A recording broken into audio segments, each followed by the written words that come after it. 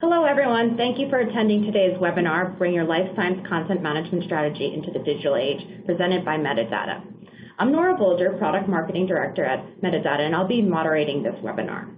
Just a few technical notes before we begin. At the bottom of your screens are multiple application widgets that you can use. All the widgets are resizable and movable, so feel free to move them around to get the most out of your desktop space. The webcast is being streamed through your computer. There is no dial-in number. For the best audio quality, please make sure your computer speakers or headsets are turned up and the volume is up so that you can hear the presenters. You can find additional answers to some common technical issues located in the help widgets at the bottom of your screen. This webinar is being recorded and will be available on demand within 24 hours after the event. We will follow the presentation with a Q&A session, so please submit your questions during the presentation using the Q&A widget on the left side of your screen. Today we have two great speakers with us, Kevin Barrett, Managing Director of Metadata Regulated Content Management, and Riju Khetarpal, Managing Director for Life Sciences Box. Kevin is the former founder and CEO of Cheetah, which develops regulated content management solutions that was recently acquired by Medidata. Prior to Cheetah, Kevin was Senior Vice President and Chief Information Officer at Elan Pharmaceuticals, where he led Elan's global IT strategy. Kevin joined Elan in 1996 and held IT management positions of increasing responsibility at Elan locations in Ireland and the US. Kevin is a three-time recipient of Silicon Valley 50, as well as the top 50 Irish or Irish American executives making a significant impact in and around the Silicon Valley area within technology. A native of Ireland, he now resides in Silicon Valley. We're also joined by Riju. Riju is the Managing Director of Life Sciences at Box. He has over 20 years of sales and business development experience in life sciences, with emphasis on how cloud technologies are fundamentally transforming the industry. Before joining Box, his previous work experience included stints with IBM, Life Sciences, Siebel CSC Life Sciences, Camstar, and Salesforce. In his most recent position at Salesforce, Riju is responsible for strategy and management of their healthcare and life science ISV business. So today's agenda will go the following. Over the course of the next 45 minutes, we're going to cover the following topics. We're going to start with the biggest challenges faced with going digital, where we'll get the CIO perspective from Kevin. We'll then move into the content management transformation opportunities. We'll get the enterprise content management perspective from Riju. We'll then move into key considerations for building a content management strategy. So where do you start, what should you plan for, and how can you execute? And then we'll finally end with a panel Q&A discussion with both Riju and Kevin. So before we get started, we'd like to get a pulse on what the audience's biggest challenges are with going digital when it comes to content management. So can everyone please answer the following question using the multiple choices given? You can just do this by clicking the box on your screen. The question is, what are your organization's biggest challenges with going digital? So we'll give you about 30 seconds. Again, there's the little check boxes on the left-hand side next to the different answers. Just go ahead and choose the challenge that you think is the biggest concern for you.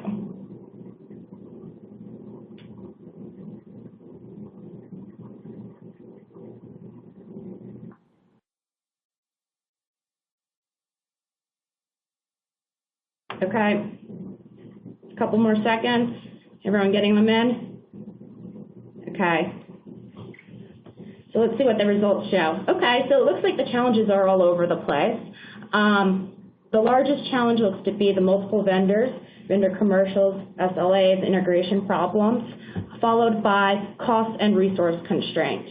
However, it looks like most of the answers are fairly important to everyone. So Kevin and Riju will be answering those different concerns throughout the presentation, so it's great context to have. So now I'll hand it over to Kevin to begin the presentation. Very good. Thanks, Nora, and good morning, everybody. As Nora mentioned, I am the Managing Director of Document Management Solutions at Medidata. I'm also the artist formerly known as the CEO of Cheetah, which was acquired by Medidata earlier this year. And prior to Cheetah, was Senior Vice President and CIO at Elan, a position I held for over 10 years. And I've been in the pharma and biotech world for the past 20 years. So just to give you some background on Elan. Elan was a neuroscience biopharmaceutical company, and in its heyday had $2 billion in revenue, 5,000 people across 13 countries, 26 products, and executed clinical trials in Alzheimer's, autoimmune diseases, and chronic pain. So when I took over as CIO, I looked very carefully at the content management landscape of the company, and it wasn't good. We had a plethora of content management solutions for both regulated and non-regulated. And of course, the question I asked myself was why? The answer, unfortunately, was multifaceted. As we observed, growth by acquisition massively increases the size of the problem. In fact, geographic spread additionally increases the size of the problem, and it becomes very, very technically difficult to manage a multiplicity of content management platforms across geographies. And then indeed partnerships and collaborations that Elan had with many other companies also increases the problem because of the exchange of content. We noticed that costs were rising due to multiple vendors and a resulting loss of economies of scale. So you were actually paying as a small company for big company products, which didn't make sense. Multiple vendors also means multiple commercial contracts, differing service level agreements, more vendor meetings, and more time consumption. And then, of course, integrating across multiple vendors becomes a serious problem. If something goes wrong, it is invariably, of course, the other vendor's fault. Multiple content repositories, of course, exponentially increases the risks of things going wrong, to say nothing of the confusion it causes to the people who are actually using it. And of course, this leads to an inability to collaborate effectively, and in fact, email then becomes the lowest common denominator for collaboration, which is not a good thing. And then, of course, more skills are required in IT to support and manage multiple platforms, which gave rise to further costs. And then, of course, people couldn't find things. Frustration levels start to rise. I mean, let's be honest, there's simply no point in storing content if you can't find it again. Then people start recreating content because they couldn't find it, or if they could find it, they would store a local copy of it. As it relates to regulated content, as we know, that leads to serious compliance issues. Then shadow IT emerges. Teams and business units start bringing in their own servers or bring in services such as Dropbox, Box, or others, and the online paid services, which, though understandable, which it was, just further drives the size of the problem. And we end up with an inability to search across a landscape of different platforms without adding further search technology. All of this had a negative impact on the business goals. It was difficult to get things done, which it creates delays in study execution and filing, increases mistakes, and there are a huge plethora of potential compliance issues. I actually thought the problem was just me. I spent a lot of time talking to other CIOs at other pharma companies and found that the vast majority of them have exactly the same issue. But then looking at the business impact of this, we looked deeply into the impact on our people, on our life sciences professionals. And what we found was the time being spent trying to find content far exceeded the work time when they found it. It wasn't uncommon to spend several hours searching for content, but then only to spend 10 minutes actually, value-add work when the content was found. This was much worse when the search crossed multiple geographies and multiple platforms. In frustration, as I mentioned, content was recreated because the previous content could not be found. It was extraordinarily difficult to effectively collaborate when multiple content systems and geographies were involved. And again, as I previously mentioned, it reduced the common denominator to email for collaboration. Workflow processes were different across the platforms and geographies, making collaboration extraordinarily difficult. And then you get the sense of frustration, that feeling of walking in glue, because it's so hard to get basic things done. Of significant importance, however, was the loss of corporate memory, which in the long game, that is drug development, can have a severe impact. This type of environment can affect morale, energy, and enthusiasm of the team, all of which has a negative impact on the product pipeline. So the good news here, however, is that we solved the problem, and we will talk later in this webinar about a path to a solution. It is, I might add, precisely these challenges with content management, particularly with regulated content, that was the genesis of Cheetah, that is now Medidata RCM. Over to you, Riju. Thanks, Kevin. That was a great point of view from your experience at Elan. I don't know if it's necessarily good news or bad news, but the same digital challenges for transformation still remain.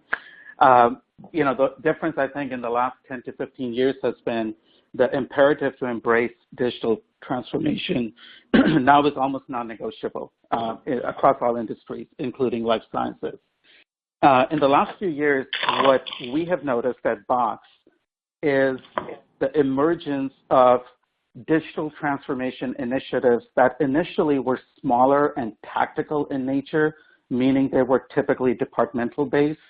Over the last couple of years, what we are finding is digital transformation is becoming a full-blown initiative across all organizations, across multiple industries, and life sciences is not necessarily any different, right? We might be a little bit behind from an industry perspective compared to some other things like, say, financial services, but nevertheless, full-blown digital transformation is an imperative in life sciences today. And typically, when you are going through a transformation, the impact is, I think you mentioned that, Kevin, across all components of the organization. The users are impacted. In fact, the users typically are the ones that are demanding or driving the need for digital transformation to be able to get their work done in a better, faster, more modern way. IT organizations are straddled in many cases with legacy technologies, a combination of new technologies, and they need to rationalize their technology portfolio to be able to effectively deliver service for their organization while keeping things like compliance and security in mind. And then obviously business is evolving, right? And the users and the IT organizations are there to cater to the needs of the business. So in life sciences, for example, the initiatives that are things like patient centricity and how to digitally engage patients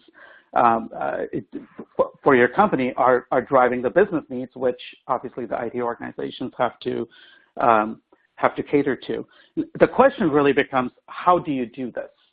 And I'll speak a little bit through the experience of Box on what we have seen in the market and how some companies are putting together a digital strategy to move forward. So in 2015, there was a really interesting study from Deloitte. It was called The Rise of the Chief Digital Officer.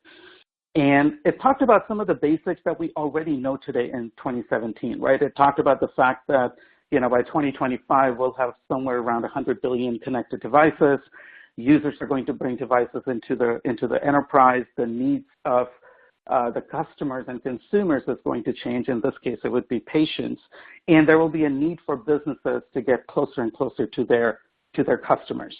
So we know that today inherently. And it also talked about some wonderful things like there is going to be an emergence of a transformation agent, which would be a chief digital officer. And it's going to be a real popular position to be hiring for over the next 3, 4, 5 years. So we know these things are coming true. And because the chief digital officer was going to be looked at or is looked at as sort of a transformation agent, they are frequently being confused with saying, well, are they really IT? Are they really, or are they not? And that study actually very deftly predicted that by 2020, the transformation agent that is a CDO is actually going to be your CIO. It's actually one and the same person because a digital strategy in this day and age is no different than an IT strategy. So we see the same trends here in life sciences. And the momentum right now is on the upswing. So when we talk to our 700 plus customers in life sciences today who are engaged in digital transformation initiatives, we are working with them to help develop a strategy that is going to put them on a journey to be able to become a digital enterprise. And the reason they're working with Box today is because a good digital strategy typically begins with centralizing and getting control on key capabilities. And content is one of them. So if you look at the life sciences landscape today, it typically is pretty fragmented. And if you have been an organization that was around in the 90s and you have been growing since, you typically started with being in awe with the innovations that EMC, for example, was making in the life sciences sector with specialized applications. And there were players like Intralinks that were bringing new value-added capabilities to the regulated life sciences market. So you probably made some investments in there. As that journey continued into the early 2000s, newer technologies were becoming available to do things like, enterprise file sync and share. So you see the emergence of SharePoint. You see emergence of products like Box, frankly, and Dropbox and others, right? And cloud started becoming a little bit more prevalent. And basically what happened along the way is certain technologies where investments were made started to fall behind, and they have not kept up. And especially this is true for the era of pre-cloud computing companies. And now we're sitting in a situation where you basically have to look at consolidating your overall sprawl, because this is kind of what you have ended up with. Something that started with making decisions which were based on a very organized method on what use cases you wanted to be able to accomplish and what investments you're going to make, have basically ended up in basically a spaghetti bowl. And the one thing that all of our life sciences customers that I speak with are similar in one way. They're all looking at available options in this cloud age, if we can say that, and trying to figure out what technologies rationalization they would do. Where are they going to replace technologies? Where are they going to double down? And the answers are all over the place. But the key things that go into their decisions right now are vendor viability, innovation, ability to integrate with new and upcoming cloud architectures, and where they do have maybe investments in modern applications, they're looking at the roadmap and looking at the vision that these companies are putting forward and trying to make a decision to rationalize the sets of technologies they have internally within their enterprise. So we frequently engage with customers, and the big question really is, well, how do I really do this? Like what it is? How do I get there? And, to move from sort of a legacy stack of technologies, which have some smatterings of modern technology, into cloud content management is a journey, right? It's not going to happen overnight. And our experience with our customers is almost all of them begin their journey with productivity and collaboration. And this is where the initial focus usually is. Improving productivity of users by letting them create, manage, access content within Box, using tools like our pre-existing integration with Office 365, for example, or very soon, towards the end of this year, it will be Google Docs as well. They're trying to move away from legacy storage systems like file shares and network drives. And this is the very beginning of the way people and their users start changing the way they work.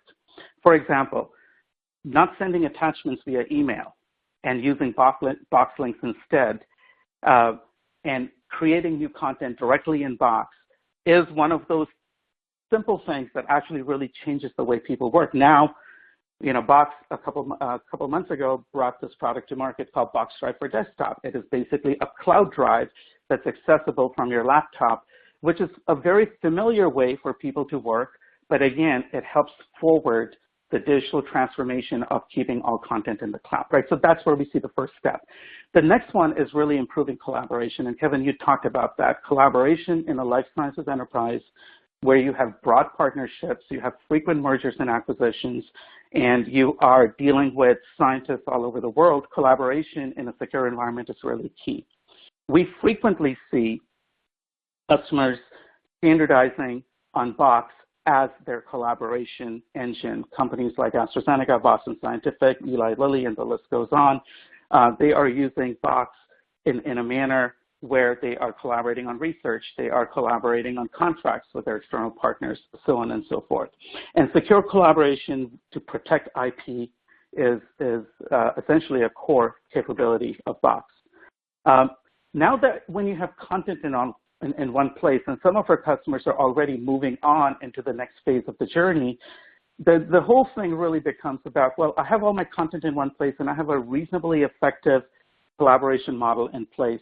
How do I start automating my existing business processes to streamline? And process automation with effective retention policies incorporated with some workflow is sort of the big bucket that goes into the intelligent business process. And I'll give you an example here that's kind of very specific to life sciences that I've seen some customers starting to dabble with.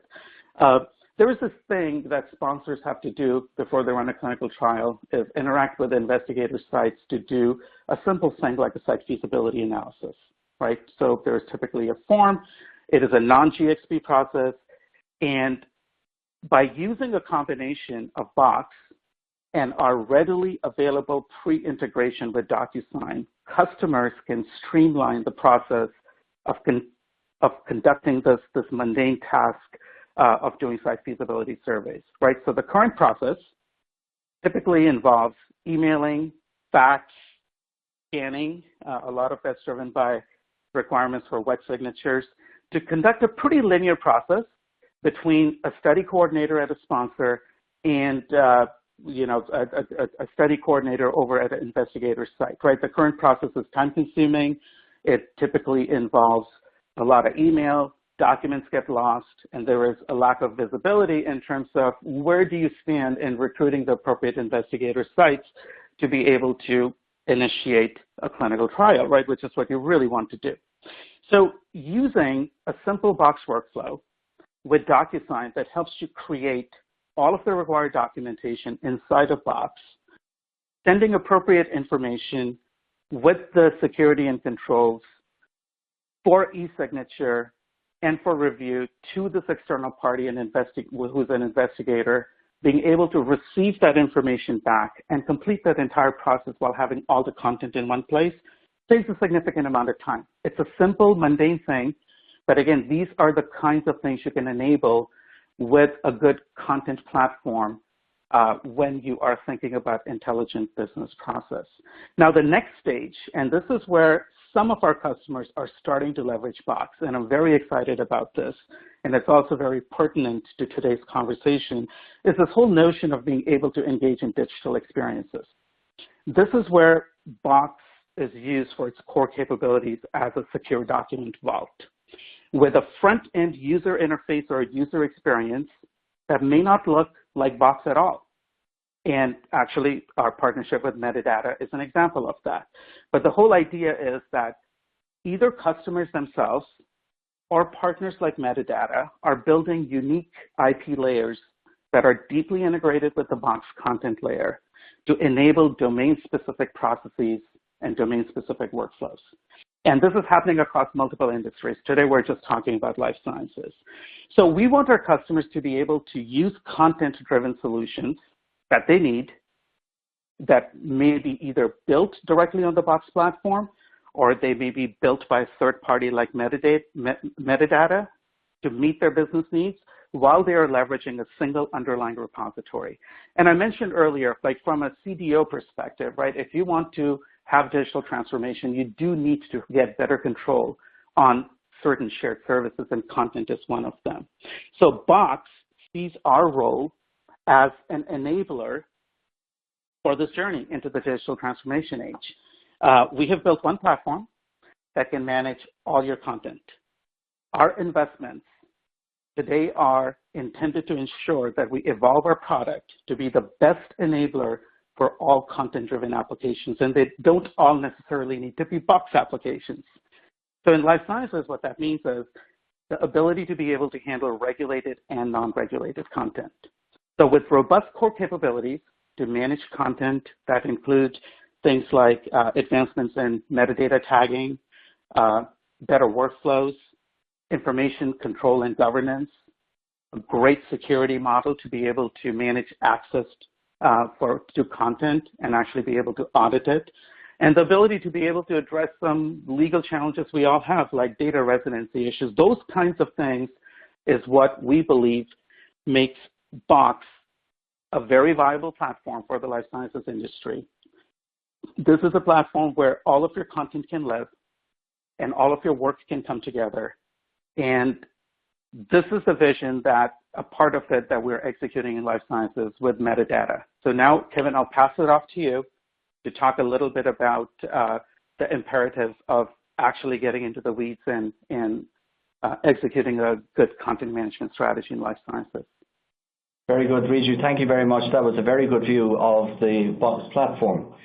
So what I'm now about to talk to you about is the practical implementations of making it work. In other words, getting yourself to a consolidated content management platform. And what you're about to see actually did work at Elan. In terms of getting started, the first thing that we did was we built a business case. We did this using the diagram we showed you earlier, mapping out the drivers of content, the content landscape and the resulting challenges and, of course, negative impacts on the business and specifically the pipeline. We focused on increasing, or more correctly, the probability of finding content, which includes reducing the time spent for content. So these were things that the senior executives could relate to: the difficulty and the duration of searching, which is a no value add, to the find, which is in fact the value add. We were going to enable good things like user adoption, meaningful implementation of standards like record retention, which is a difficult one for most people, and so on, and reducing the risk relating to security, validation, and compliance. This sounds like a huge project. It isn't. You eat the elephant, as we say, one bite at a time. The CEO and the executive management team got the problem and were enthusiastic about implementing a solution. So then look to how do you manage this at an executive level? You establish a small, and I emphasize small, steering group at an executive level, which included the CEO. We had short monthly meetings, 30 minutes in some cases less, to provide very focused updates on progress. But it's so important at these meetings to continually remind the team why we are doing this. So then, to look to the next slide, to engage the company, this is vitally important to explain to the entirety of the organization as to why we are doing this. And again, you're talking about internal communication, internal marketing, with focus on the good things that will happen for everyone. Again, emphasizing it's not a big project. People don't like big projects. But, we will not turn the company upside down and inside out as we go through this process. At the end of it, we will have a wonderful content platform that will enable everyone to find what they need, with the emphasis on the word find, when they need it, and from anywhere. We will have content workflow processes that are easy to use, simple to understand, and fully visual in nature. And all of this will help us drive innovation so much faster and so much more effectively. So the plan, you start with the inventory of what it is that you have. Again, I emphasize this is not a big job, and it wasn't a big job for us. The first part of it is relatively easy. You could almost name the major content management systems that you had. I see it a very good start, in as much as we had a solid inventory, which made it easier. We found it most effective, however, in terms of inventory, to inventory by geography, and then by department, and then by function. In this way, we captured everything that was out there. It was very, very important to engage one person per department who is a supporter and who is enthusiastic to get the results. We used nothing more complicated than a spreadsheet, which was under the control of one very diligent person. It's also important not to drill into too much detail when capturing process information, just the process name, why it's used, and who uses it. And it is vitally important to manage the inventory under change control, because it does change over time. So we are now looking at execution. There's one slide missing. There we go. There it is. Identify viable vendors. We used research organizations such as Gartner, where they could help us identify who the viable vendors were in the space. Cloud and mobility only. Local infrastructure or hosted solutions were not even considered. That is of yesteryear. The value proposition of cloud and mobility is obvious. It's most important that a vendor can demonstrate that they actually have a strategy, a roadmap, and innovation, and that needs to be tested fairly thoroughly. Rapid deployment capability, again, making sure that they provide proof of this. You do not want to be at this for 6, 9, 12 months. You want to leverage their capability in terms of rapid deployment.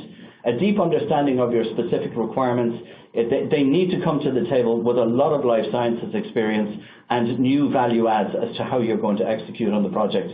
In the case of regulated content, and this is vitally important, that they have a rock-solid approach to computer systems validation, change management, and release management. The QA function, needless to say, had a great deal to say about this. What we also looked at is we knew what we wanted from a vendor. We also knew what we did not want from a vendor, and that we wanted to make sure that we didn't end up with what I call content lock-in. In other words, to move into a platform and 3 years later wishing to move out, it becomes an enormous job to get the content out. So it's vitally important that to move away from it is just as easy as moving into it. And then finally, poor search integration with other content platforms. Many vendors told us, oh, we have open API models. You need to drill in a little bit more detail as to what exactly that means. And then to look to sort of bringing this whole thing back to metadata and Box, I'm taking on board all I'd learned and had seen in my time as CIO. We built Cheetah, a regulated content management platform with a brilliantly simple and easy to use UI UX. It is fully integrated with Box, who are the leading cloud content platform, and enabling searching and finding of regulated content from the Box UI, which is where the user tends to spend the vast majority of their time, in addition to leveraging the collaboration capabilities for some functions of content edit and review. And then again, looking at now Medidata RCM is fully integrated part of the Medidata Clinical Cloud, integrating content and data across the entire clinical trial lifecycle. For example, ETMF is now integrated with CTMS, site visit documentation automatically uploaded to ETMF from CTMS, and master data management working in unison with the Medidata Clinical Platform, and so much more exciting functionality to be announced very soon. Thank you, Nora. Okay, so now we moved into the Q&A portion of the presentation. There's widgets at the bottom of the screen if you'd like to ask a question. We've already received some great questions, and we'll try to answer as many as possible in the time that we have left. So I'll start with the first question. So our customers are focused on regulatory compliance, validation, and security, which are all difficult to verify and confirm in the cloud. How does Box meet those needs? Riju, I'll take that if you're okay with that. The Medidata RCM platform is a fully validated 21 CFR Part 11 compliant platform. It stores regulated content in secure folders on Box, and it validates that content on a real-time, verifies the integrity of that content on a real-time basis. In fact, it's the only platform in the world that does that. So as the content object is pulled in from the secure folders from Box, its integrity is verified real-time as the content is being read. When the content is rewritten, the special keys, the integrity keys that RCM holds on the RCM platform are updated to reflect that new content object. Richard, do you want to add to that? No, I think that's good. Thanks. Okay. So our next question is, how feasible is a non-GCP activity? Riju? So how is feasibility a non-GCP activity? The example there was actually to do an initial site selection, right? To do the site feasibility surveys to be able to determine the sites that are feasible, and then once you have done that determination, then you get into the GXP or the GCP part of the process of actually doing the feasibility itself and documenting why a certain site was deemed feasible. So I'm talking about the preliminary steps that are taken initially to be able to get to a point and say, okay, these are the 10 sites. Great. I surveyed 20 of them. These are the 10 that I'm going to engage in to be able to do a service, and the latter part is GCP. So if I misspoke, I apologize, but the intent was not to misrepresent that feasibility is a non-GCP activity. Yeah. Okay.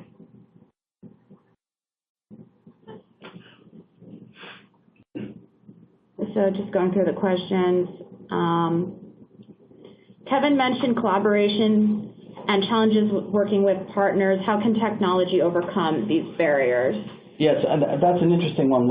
In Elan, we had a number of partnerships with other companies that were using differing platforms, as it were. But what was essential is that we could transfer content that was 21 CFR Part 11 compliant from one company to the other.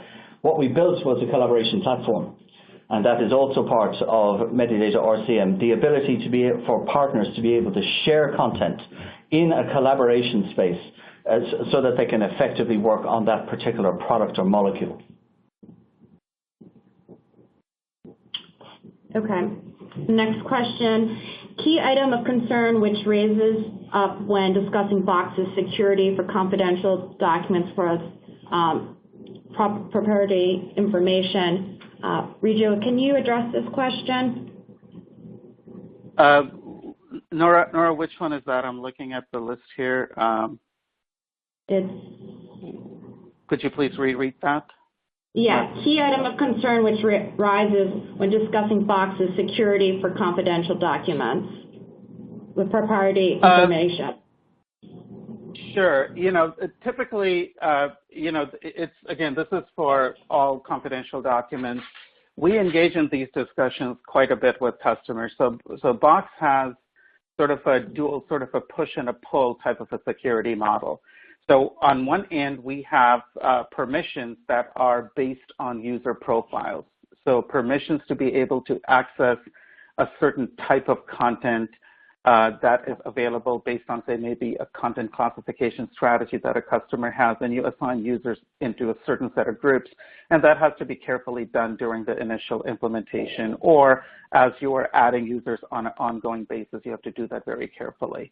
And then on the other end, we actually put some intelligence around the documents, right? So the same policies, for example, that are maybe around data content classification are applied or can be applied to documents as well, so that if you have a user that has the capability to access a certain type or a certain type of content, you actually do a cross-check with the intelligence around the content as well to make sure that they're accessing the right type of content. The concerns that typically arise with customers is really the ability to be able to think through the initial implementation and the design process of how you are going to design your folder structures, how you're going to do rights management for users and for content, and have a good content classification policy to be able to apply to the content. Okay. Another question that we've got is, do you provide white papers for validation or validation scripts? Yeah, the answer is, Kevin, yes, the answer is yes, and we're very, very happy to walk people through our validation approach as it relates to RCM, how the integration with the Box platform works, and how the totality of that is GXP compliant. Okay, another question we got was, what have you seen work well when it comes to moving paper or legacy electronic content over? I'll take that. The legacy electronic content, Medidata's RCM has an archive capability. We are in a position to, using drag and drop functionality, to bring in legacy regulated content to include the metadata associated with it. As it relates to paper documents, regrettably, scanners are the only way to do that. PDF renditions thereof, which can then be brought into the Medidata RCM platform. Yeah, and Kevin, I will add to that a little bit. We see this quite a bit, and especially even in the area of non-regulated content. Box has put together a set of tools internally. We have a service called Box Shuttle, for example, that actually helps speed up the process. And like Kevin mentioned, at some point, there are no better options than just scanning stuff in, but the ability to be able to streamline that process and put it in the appropriate location within Box for the rest of your non-regulated enterprise content, that's something we do on a regular basis.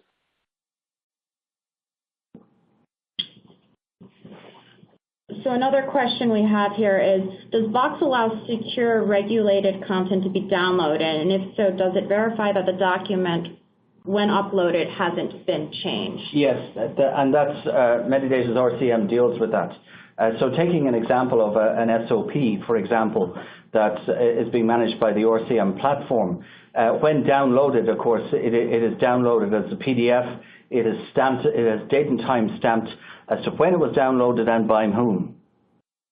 But the Medidata RCM platform maintains real-time live statuses of every content object and its integrity state.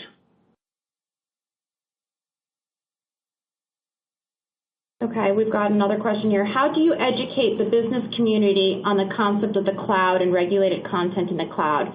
There are still major concerns of moving content such as SOPs to the cloud. Is the cloud vendor really qualified? How is content integrity ensured?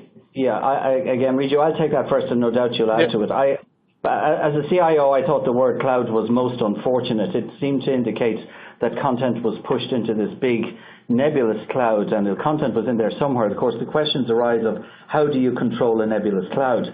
In fact, it's not a cloud, let's be honest. The reality of it is Box has its infrastructure, it's in its own data centers. Medidata leverages its own data centers. It also leverages the power of the Amazon AWS environment. So the security model that are built around RCM and around Box are infinitely higher and far stronger than anything I as CIO at a LAN could ever have built. The economics just simply wouldn't work. So many boards of directors do have a concern around cloud.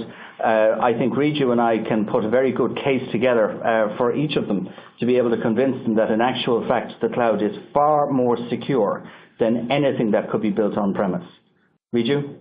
Yeah, and you know, we take a very practical, and those are all really good points, Kevin. Just the scale of being able to take a massive architecture and be able to put the right security model, physical as well as digital security. We deal with this quite a bit, right? We offer for the highly skeptical customers, we offer things like proactive pen tests. We will bring in the ethical hackers and do and try to break into the content and show you how that's almost impossible to do.